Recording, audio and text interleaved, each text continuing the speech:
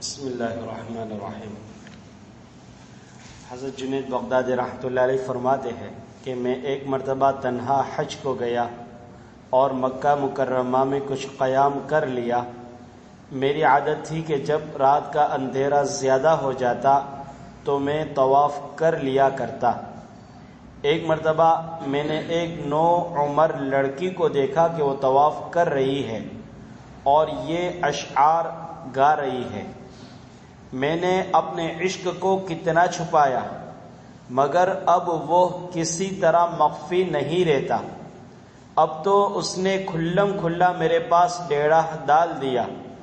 جب معشوق کے شوق کا مجھ پر غلبہ ہوتا ہے تو میرا دل اس کے ذکر سے پھڑکنے لگتا ہے، اور اگر میں اپنے محبوب سے قربت چاہتی ہوں تو فوراً وہ مجھ سے تقرب کر لیا کرتا ہے، اور جب وہ ظاہر ہوتا ہے تو میں اس میں فنا ہو جایا کرتی ہوں، اور پھر اسی کے لیے اسی کی بدولت زندہ ہو جاتی ہوں، اور وہ میری حاجت روائی کر دیا کرتا ہے، حتیٰ کہ میں خوب لذت پا لیتی ہوں اور مزے میں آ جایا کرتی ہوں۔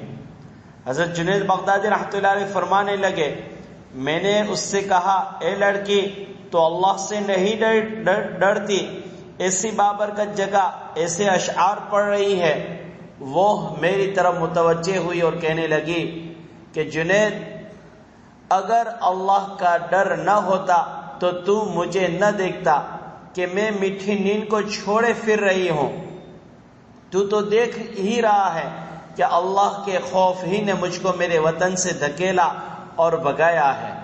اسی کا عشق میرے ساتھ لگا ہوا ہے جس کی وجہ سے میں باغی پھر رہی ہوں، اور اسی کی محبت نے مجھے حیران و پریشان کر رکھا ہے۔ اس کے بعد اس نے پوچھا کہ جنید، تم اللہ کا طواف کرتے ہو یا بیت اللہ کا طواف کرتے ہو؟ میں نے جواب دیا کہ بیت اللہ شریف کا طواف کرتا ہوں۔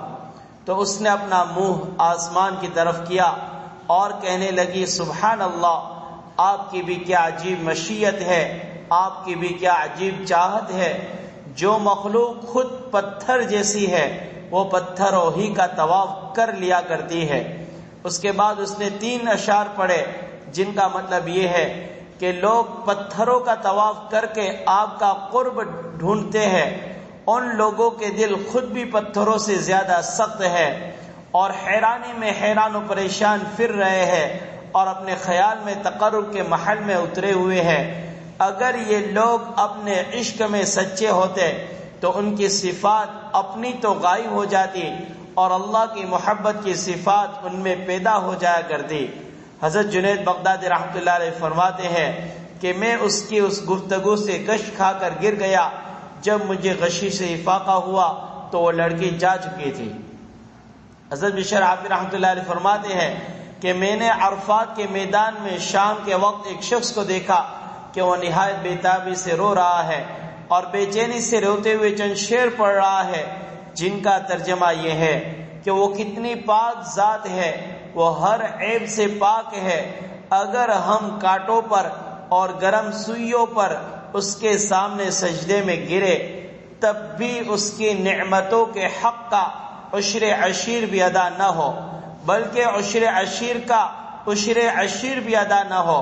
اس کے بعد انہوں نے یہ شعر پڑھے جس کا ترجمہ یہ ہے، اے پاک ذات، میں نے کتنی مرتبہ لغزشیں کی اور کبھی اپنی لغزش میں تجھے یاد نہ کیا، اور میرے مالک تو مجھے غائبانہ ہمیشہ یاد کرتا رہا۔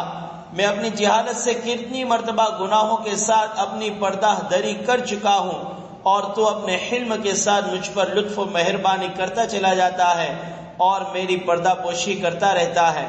حضرت بشر فرماتے ہیں کہ پھر وہ میری نظروں سے غائب ہو گئے۔ میں نے لوگوں سے دریافت کیا کہ یہ کون بزرگ تھے، تو معلوم ہوا کہ وہ حضرت ابو عبید خواص تھے جو ممتاز بزرگوں میں ہیں۔ ان کے متعلق مشہور ہے کہ 70 برس تک آسمان کی طرف منہ نہ اٹھایا۔ کسی نے ان سے ان کی وجہ پوچھی تو فرمایا کہ مجھے شرم آتی اس بات سے کہ اتنے بڑے محسن کی طرف اس سیاہ منہ کو اٹھاؤں۔ کس قدر تعجب کی بات ہے کہ اللہ کے فرما بردار بندے تو اس قدر عاجزی کرے اور اپنے حسن عبادت کے باوجود اللہ جل شانہ سے اس قدر شرمائے اور گنہگار اپنے گناہوں پر نہ شرمائے اور ناز کرے، یا اللہ اپنے پاک چہرے کی طرف نظر کرنے سے قیامت میں ہم کو محروم نہ کیجیے، اور اپنے صالح بندوں کی برکات سے ہمیں بھی منتفع فرما اور دارین میں ان کے زیر سایہ عطا فرما۔ سبحان